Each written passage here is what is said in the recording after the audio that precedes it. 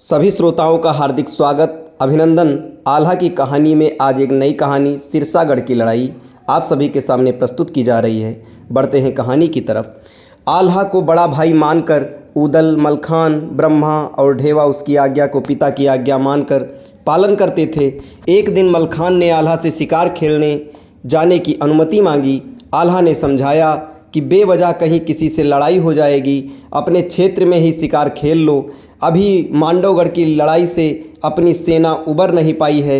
मलखान ने कहा, दादा मैं शिकार खेलने जा रहा हूँ, अकेला जाऊँगा, सेना को ले जाने का प्रश्न ही नहीं उठता।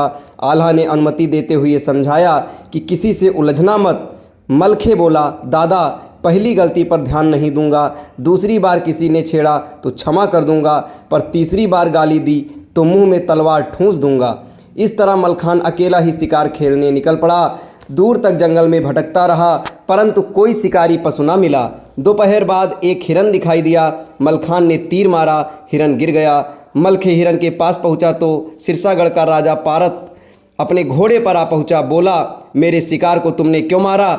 मैं इसे घेर कर ला रहा था, तब तुमने इसे क्यों मारा? मलखान बोला, मैंने मारा तो मेरा हो गया, पहले तुम मार देते तो मैं कुछ न कहता, पर तुम हो कौन?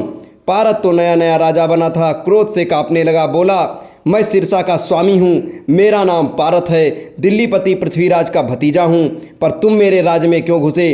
तुम कौन हो? मलखान ने कहा, मेरा नाम मलखान है, महोबा का राजकुमार हूँ, यह क्षेत्र महोबा की सीमा में है, तुम्हारे बाप का नहीं है। पारत सिंह ने कहा, पहले यहाँ बच्छराज का राज था, उसके मरने के बाद दिल्लीपति पृथ्वीराज चौहान ने जीत कर इसे अपने राज्य में मिला लिया और मुझे यहाँ का शासन सौंप दिया। ये सुनकर तो मलखान बिफर गया, तो यह मेरे ही पिता का है, मैं बच्छराज का ही पुत्र हूँ।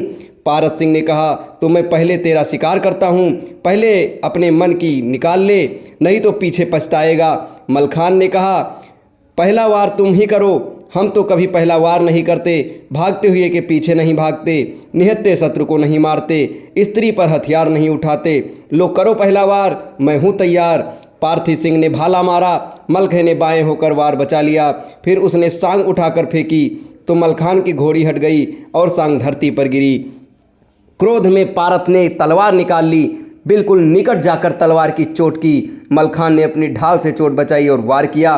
कुछ देर खटाखट तलवारें बजीं, परंतु मलखे की घोड़ी ने अगले दोनों पांव उठाकर पारत के घोड़े पर आक्रमण किया तो घोड़ा उल्टे पांव भागा। मलखान तो बता ही चुका था कि भागते हुए शत्रु का पीछा नहीं करते। अब मलखान अपना मारा हुआ शिकार लेकर चला आया। महोबे आकर उसने आल्हा को सारी कहानी सुनाई, फिर सिरसा पर अपने अधिकार की बात कही। आल्हा ने कहा, उस विषय पर तो बात राजा परिमाल से होनी चाहिए, ये दो राज्यों का मामला है, नीति का प्रश्न है, आप राजा से चर्चा करो। राजा परिमाल का दरबार इंद्र के समान शोभित था। मलखान ने प्रवेश करते ही प्रणाम किया और फिर राजा के समीप पहुंच गया।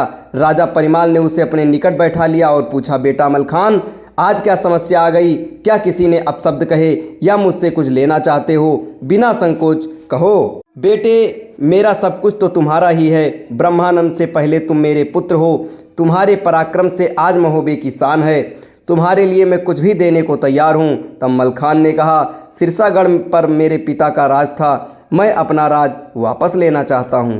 इसके आगे की कथा आपको अगले वीडियो में बताई जाएगी। तब तक हमारे साथ बने रहें। धन्यवाद।